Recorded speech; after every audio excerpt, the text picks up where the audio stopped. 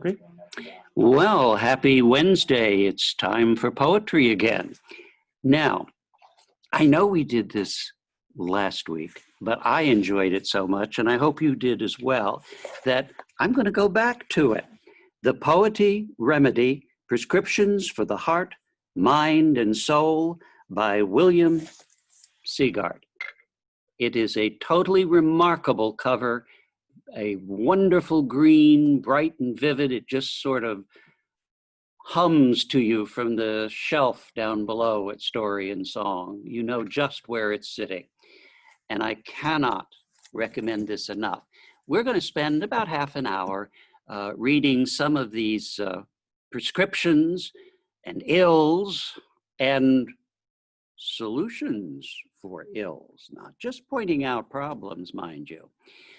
For any of you who did not listen before, this is really an outgrowth of a work by somebody who was literally prescribing various poems for people who came to him with various points of view and conditions in life. Now, this is a condition to which I thoroughly, totally relate to. Condition, old age. Golly, I hope he's got a cure in here. Also suitable for despair at the absurdity of the world.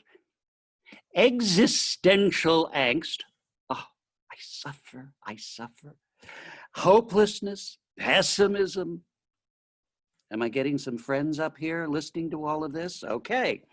When people tell me in the pharmacy that their lives can't get better, that they've had their shot and now things are irredeemably bad, I often give them this poem. It appeals to the elderly, many of whom see their lives as winding down and getting progressively worse. I also offer it to those who are fragile or who suffered a loss from which they believe they will never recover. Sometimes, for example, the death of a child. All these people have reasons to be pessimistic. Their expectations of the world have been dashed.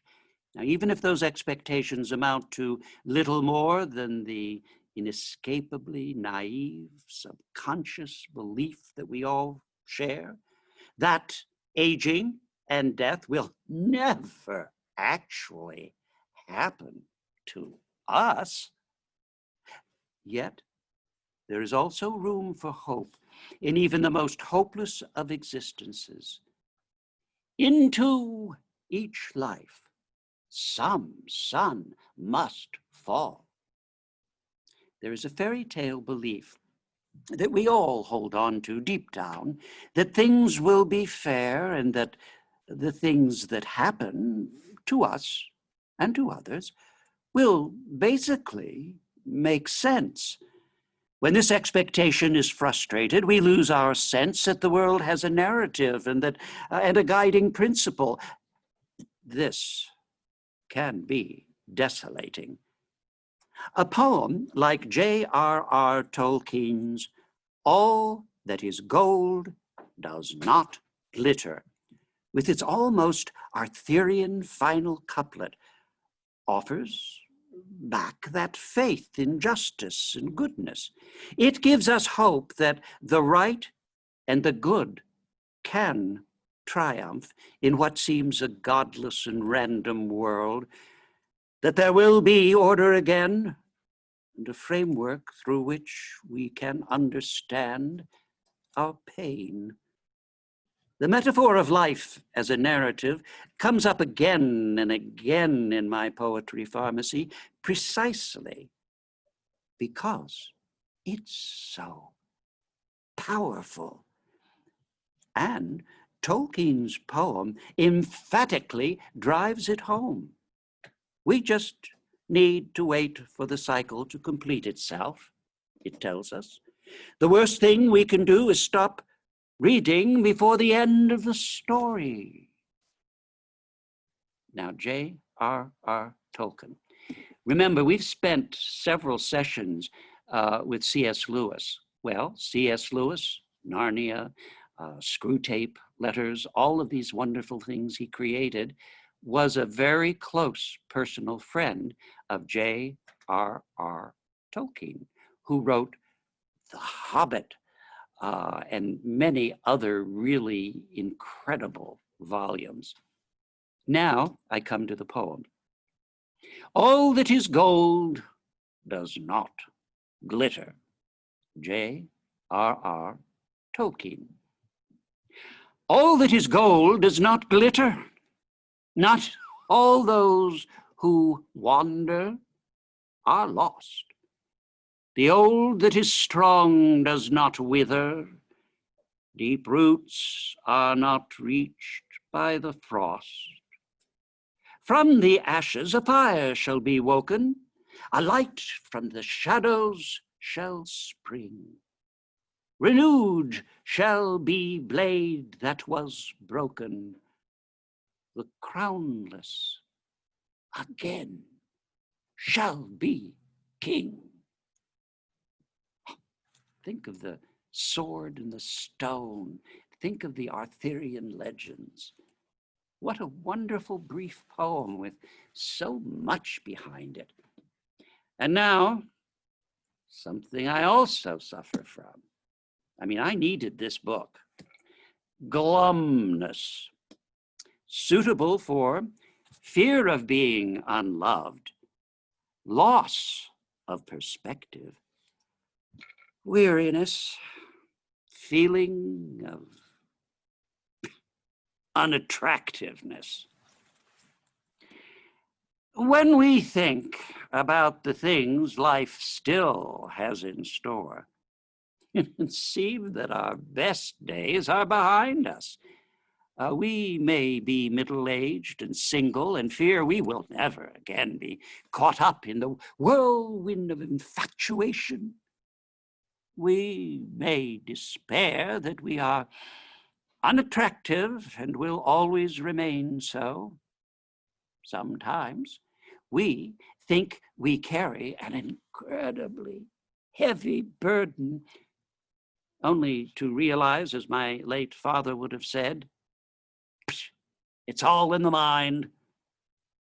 When I talk to someone who seems to be struggling, but who I know would have the strength to shrug off all their burdens if only they could bring themselves to do so, I tend to show them Adrian Mitchell's brief poem, Celia, Celia.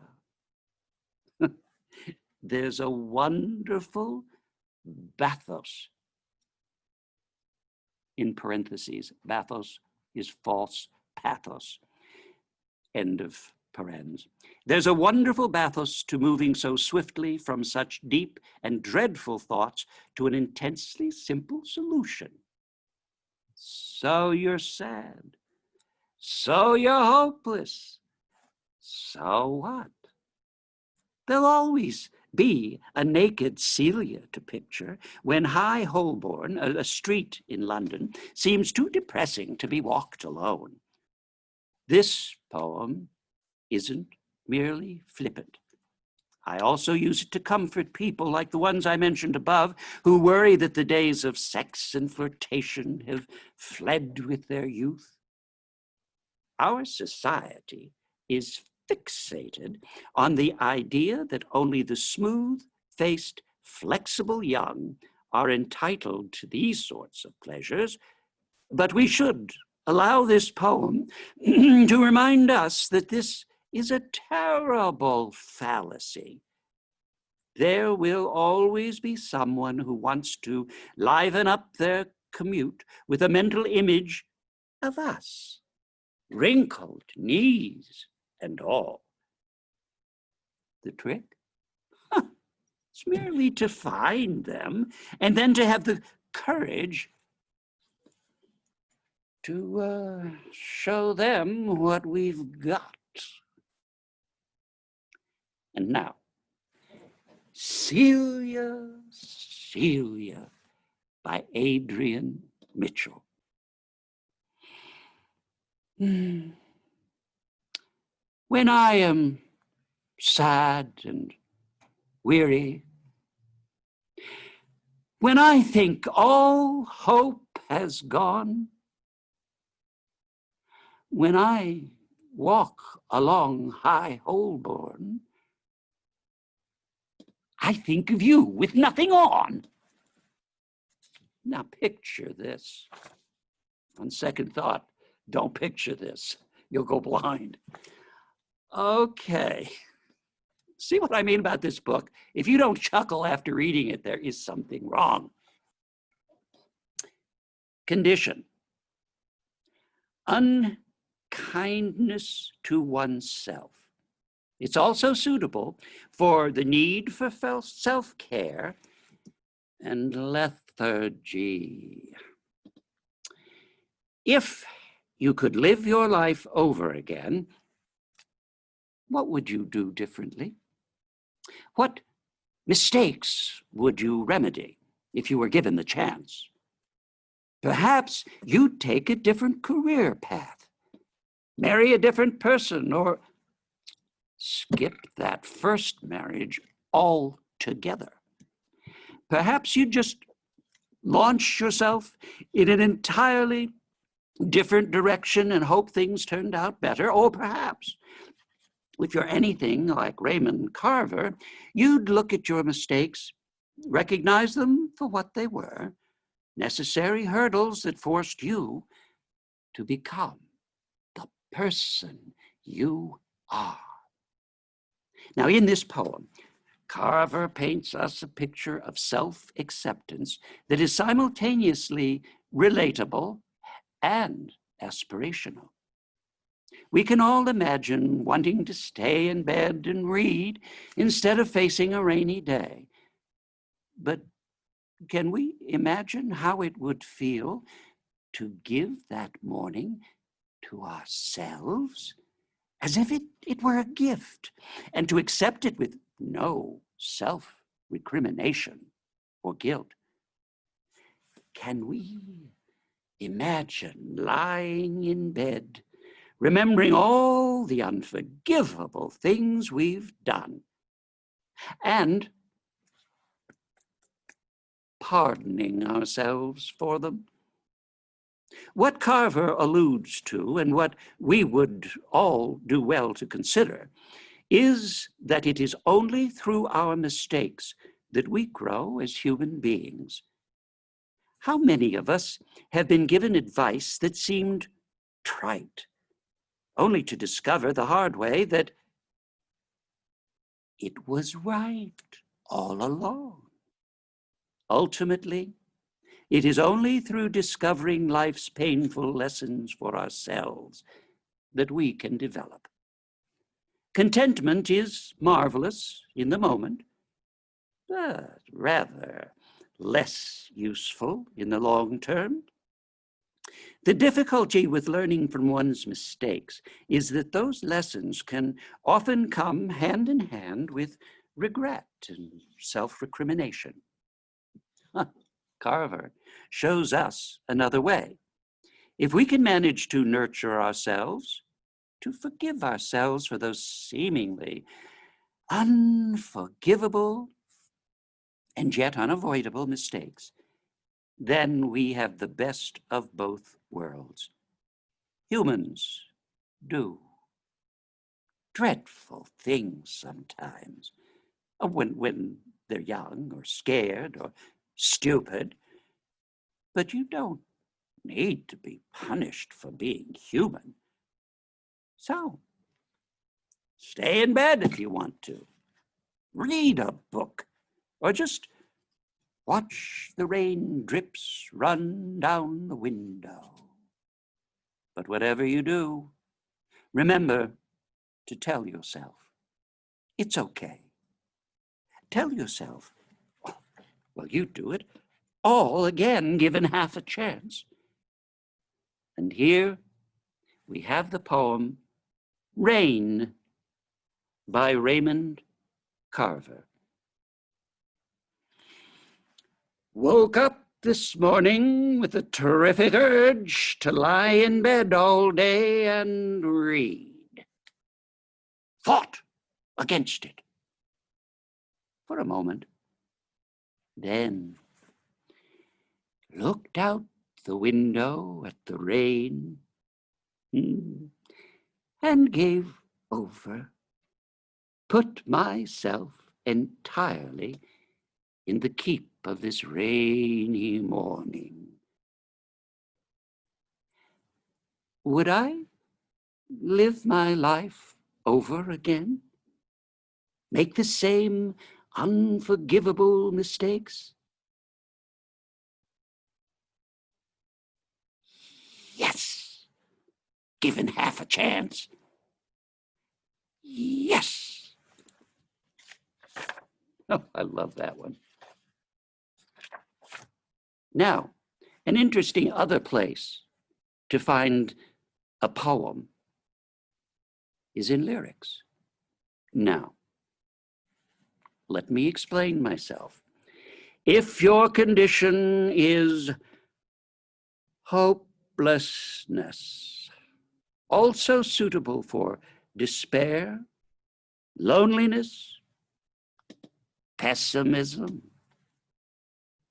it's no surprise to me that 50,000 fans of Liverpool Football Club sing the words of this song by Oscar Hammerstein before every match at Anfield.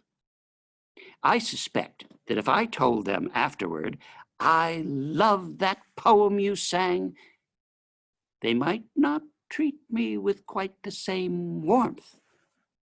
But it does, all the same, seem to me to work very well as just that.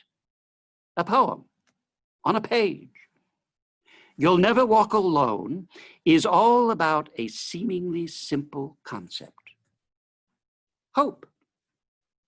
Recently, politicians and talent show hosts have appealed to hope rather liberally, to the extent that it's easy to assume the idea has been devalued. Yet, hope is what keeps us going. It always has been. Humans need more than food and shelters to survive. We also need a reason to keep going. We can find that in simple things like sugar or caffeine. But more important are our complex motivations like friendship, hope, and the narratives in which we locate ourselves and our possibilities. Of those motivations, it is hope above all that can always be summoned. Even when all else has abandoned us, a sense of hope, of possibility, can be called up by nothing more than the will to look with quiet determination on the desolation around us. The words of this particular poem inspire us to search for hope and to cling to it so that we have solace in the loneliness and despair of the storm. So long as we have dreams of better times to keep us company, we're not alone. I advise learning it by heart if you can, and keeping it ready for when life becomes difficult. There's nothing like an inspiring anthem to get you through the wind and the rain. And what am I about to read to you? 6 lines from You'll Never Walk Alone by Oscar Hammerstein II. Walk on through the wind, walk on through the rain, though your dreams be tossed and blown. Walk on, Walk on with hope in your heart, and you'll never walk alone. You'll never walk alone. Many of the times I've needed that poem.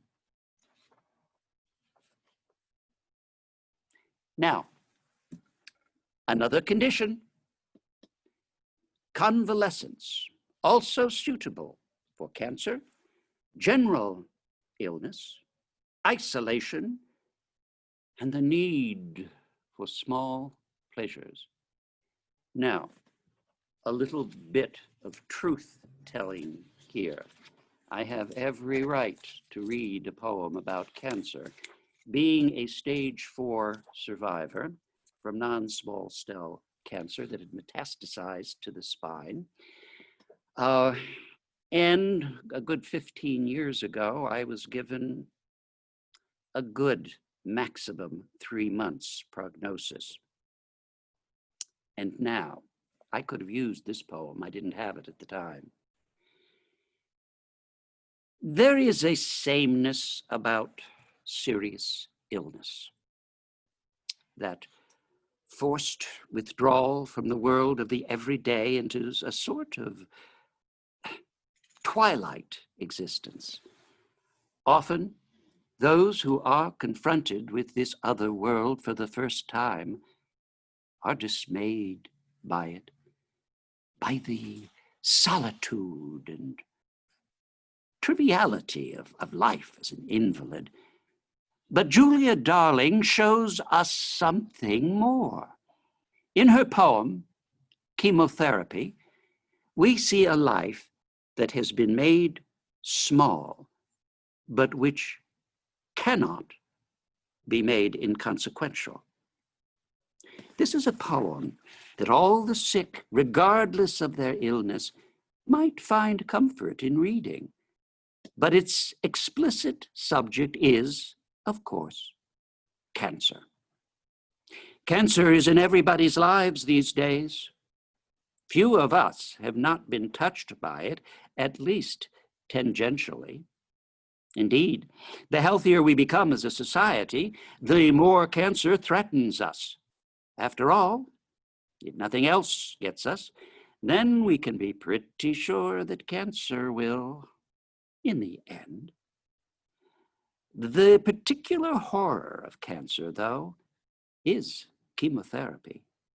That seemingly contradictory method by which we poison the sick faster than the cancer ever could. It's always a shock for anyone to experience chemo or to care about someone who does. Small pleasures, savored intently, can bring pleasure to the darkest of times. The taste of tea on the tongue, the softness of a shawl. It is truly wondrous that such simple matters can be life-enhancing. And yet somehow they are.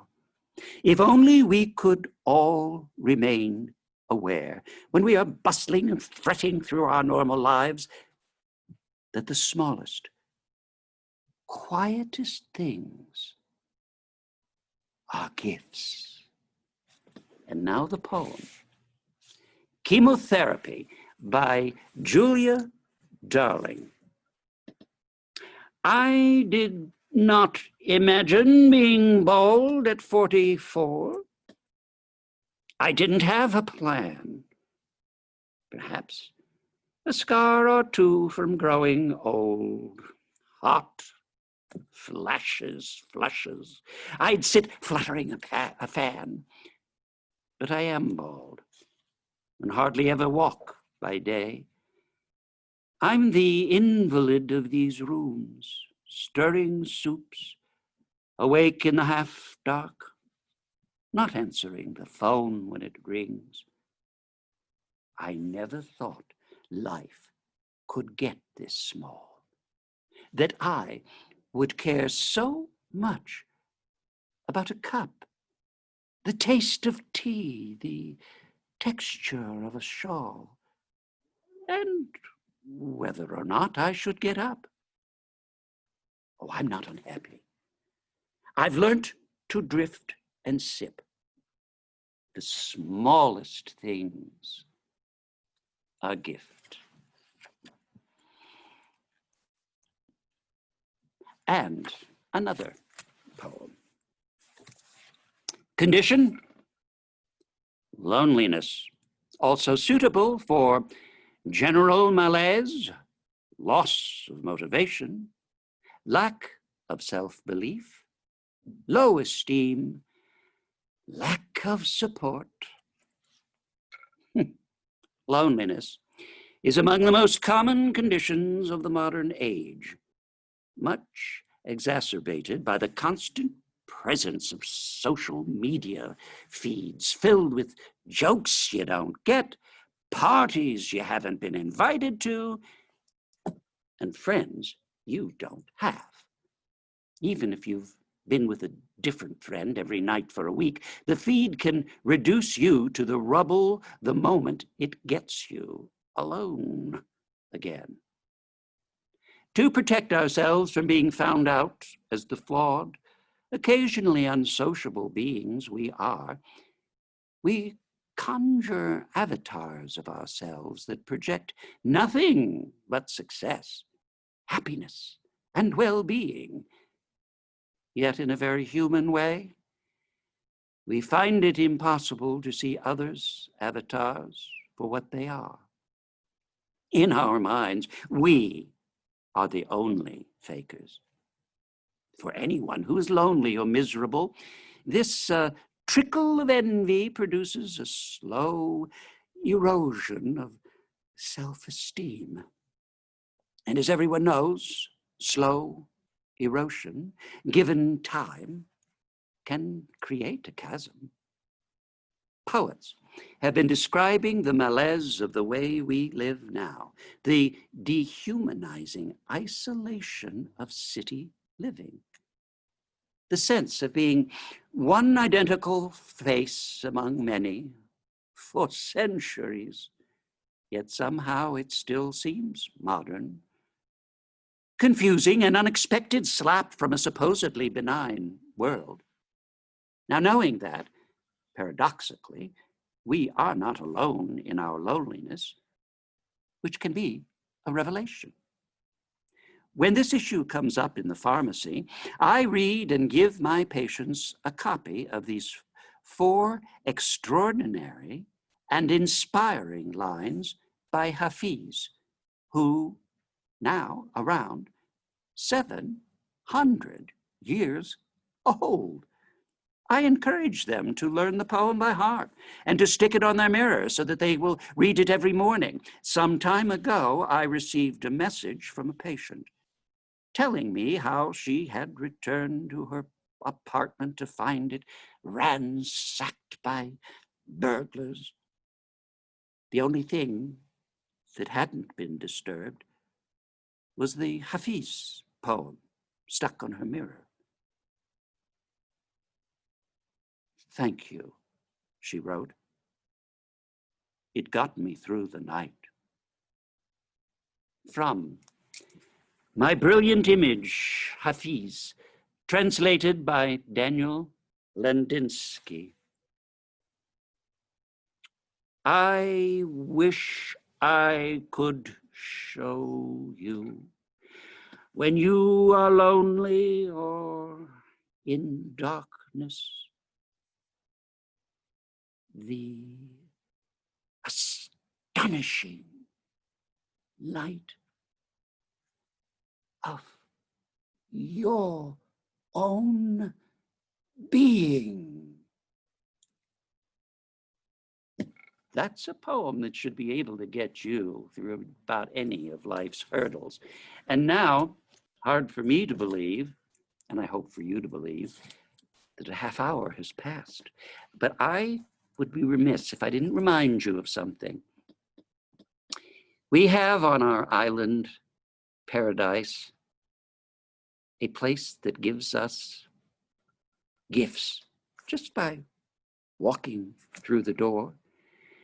You can walk through the door and see shelf after shelf of books. And I do want you to remember something. All of the books that I've been reading to you, really from this, what is it, 40 or so shows, maybe even more, I don't know, I don't count. But all of them have been in books that are for sale here.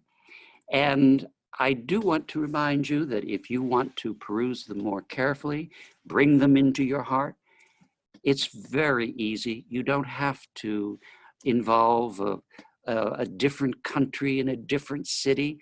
You can support a business right here on Amelia Island that has for you a world of opportunity, imagination, and places you might never have explored before.